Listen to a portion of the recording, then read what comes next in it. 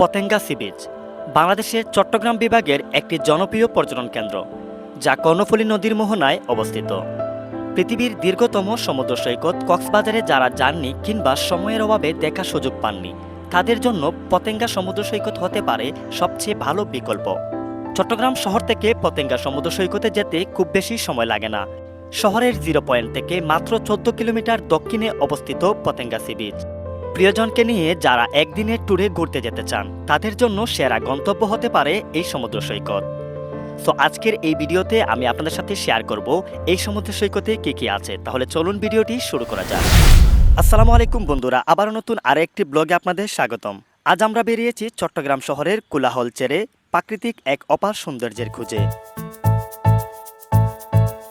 বাংলাদেশের অন্যতম জনপ্রিয় সমুদ্র সৈকত পতেঙ্গা সি বিচে আমরা চট্টগ্রাম রেল স্টেশন থেকে 350 টাকায় সিএনজি ভাড়া নিয়ে পতেঙ্গা সি বিচের উদ্দেশ্যে রওনা হলাম। আপনারা চাইলে বাস কিংবা রাইড শেয়ারেও যেতে পারেন। পথে যেতে যেতে চোখে পড়ে কর্ণফুলী নদী, শাহ আমানত বিমানবন্দর আর নৌবাহিনীর বিভিন্ন স্থাপনা। অবশেষে 20 থেকে 25 মিনিটের মধ্যে আমরা এসে পৌঁছালাম আমাদের কাঙ্ক্ষিত সেই সমুদ্র সৈকতে।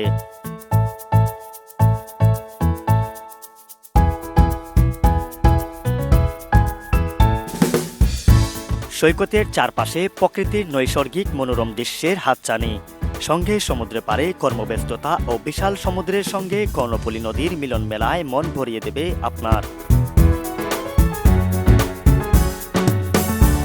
এই পতেঙ্গা সৈকতকে ঘিরে গড়ে তোলা হয়েছে বিভিন্ন ধরনের খাবারের দোকান, বিশেষ করে সি ফুডের দোকান। এখানকার সি ফুড বেশ জনপ্রিয় পর্যটকদের কাছে।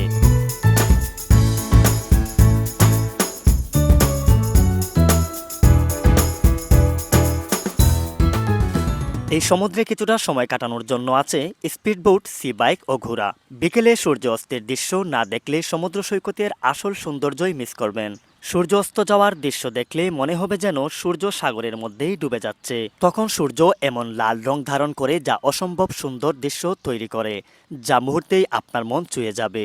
তাই তো এই দৃশ্য উপভোগ করতে প্রতিদিনই দেশ বিদেশের বিভিন্ন প্রান্ত থেকে শত শত ভ্রমণ পিপাসুরা ছুটে আসেন এখানে।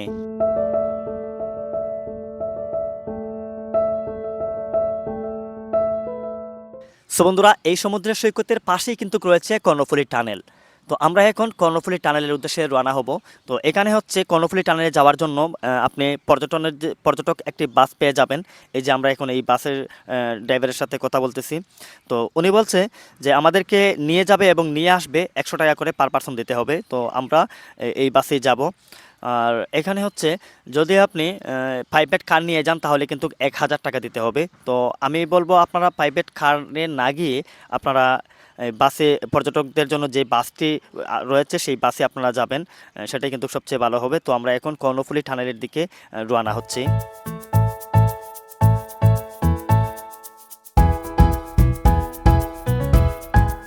কর্ণফুলী টানেল, যা বাংলাদেশের প্রথম এবং দক্ষিণ এশিয়ার দীর্ঘতম নদী তলদেশে সড়ক সুড়ঙ্গ, যা চট্টগ্রাম শহর থেকে কর্ণফুলী নদীর তলদেশ থেকে প্রায় 150 ফুট নিচে অবস্থিত, যার দৈর্ঘ্য প্রায় 3 কিলোমিটারের বেশি। এটি চট্টগ্রামের দক্ষিণ পতেঙ্গা থেকে শুরু হয়ে আনোয়ারা উপজেলা গিয়ে শেষ হয়েছে। যদি চট্টগ্রামে আসা হয় তাহলে এই টানেলটি দেখতে মিস করবেন না। সো ভিউয়ার্স, আজকের এই ভিডিওটি এই পর্যন্তই। যদি ভিডিও ভালো লাগে অবশ্যই একটি লাইক করবেন এবং অন্যদের সাথে শেয়ার করবেন। ভালো থাকবেন, দেখা হবে নতুন কোনো ভিডিওতে। আসসালামু আলাইকুম।